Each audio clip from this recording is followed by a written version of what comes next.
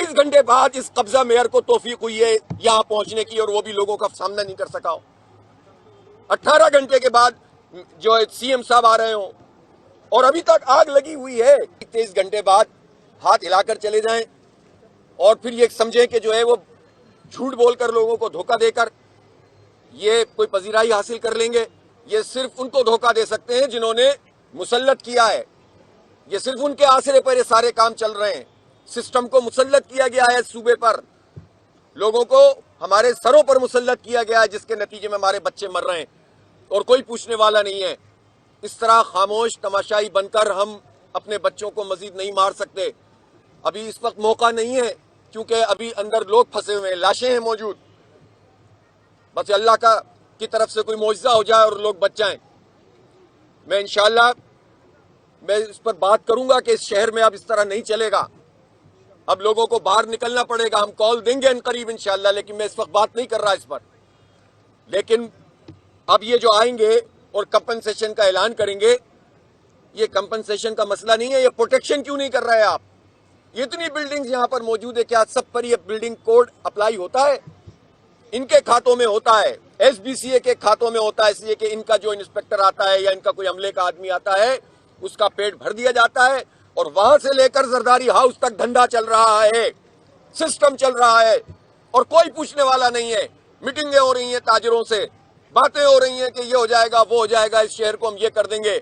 लेकिन वो मीटिंगें करने वाले और ये सब कहानियां सुनाने वाले बताएं कि डाकुओं और चोरों पर इन्हिसार करके उन्हें मुसल्लत करके वो कैसे सिस्टम खत्म करेंगे। इस शहर का क्या कसूर था कि उसके मैंडेट के बावजूद उसके मेयर से उसको महरूम किया गया, पूरी बल्दिया पे कब्जा किया गया। इसके लोगों का क्या कसूर है कि इन पर ऐसे लोग मुसल्लत कर दिए जाते हैं फॉर्म 47 की बुनियाद पर। वो पार्टी जो पूरे शहर से कोई एक स्टेशन न जीत सके, उसको 15-15 सीटें मिल जाती हैं, बखिया को 8-8, 10-10 सीटें मिल जाती हैं और कोई लोगों के लिए आवाज उठाने वाला नहीं है।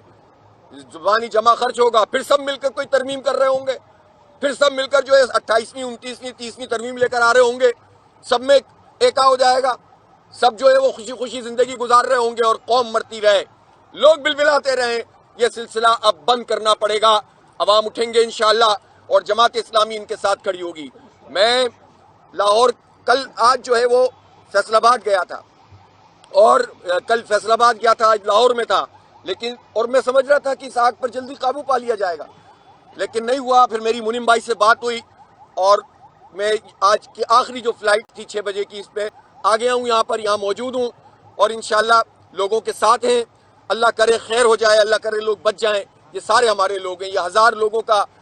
अब जब जानों का मसला आता है तो हम माल की बात भी नहीं करते। आप सोचे तो सही, पूरी जिंदगी की कमाई लोगों के सामने, आंखों के सामने जल रही हो, कोई पूछने वाला ना हो। 23 घंटे बाद इस कब्जा मेयर को तौफीक हुई है यहां पहुंचने की, और वो भी लोगों का सामना नहीं कर सका हो। 18 घंटे के बाद जो सीएम साहब आ रहे हो और अभी तक आग लगी हुई है। ये क्या करने आए? कितनी गाड़ियां इस वक्त इस्तेमाल हो रही हैं? क्या टेक्नोलॉजी है आपके पास? पैसों की कमी नहीं है सूबे में। यह शहर कराची 98% रेवेन्यू देता है, सबसे ज्यादा टैक्स देता है, सबसे ज्यादा एक्सपोर्ट करता है। यह शहर कराची पूरे पाकिस्तान की मईशत में रीढ़ की हड्डी रखता है, की हैसियत रखता है। इस शहर के लोगों को बेयारो मददगार छोड़ने वालों को अल्लाह को भी जवाब देना पड़ेगा और अब इंशाअल्लाह इंसानों को भी जवाब देना पड़ेगा। शहर के लोग तैयारी करें, इनको बड़ी कॉल देंगे इंशाअल्लाह। मैं साथ हूंगा शहर के लोगों के, और अब इस माफिया से जान छुड़ाने का वक्त आ गया है। निकलना पड़ेगा और अपने बच्चों के मुस्तकबिल को बचाना पड़ेगा। ये 3.5 करोड़ इंसान हम समंदर में नहीं फेंक सकते, इन सबको बाहर नहीं भेज सकते। हमें यहाँ रहना है और इज्जत से रहना है इंशाअल्लाह, और इन माफियाज का मुकाबला करना है, और अल्लाह ने चाहा तो इससे इंशाअल्लाह जान छुड़ाएंगे।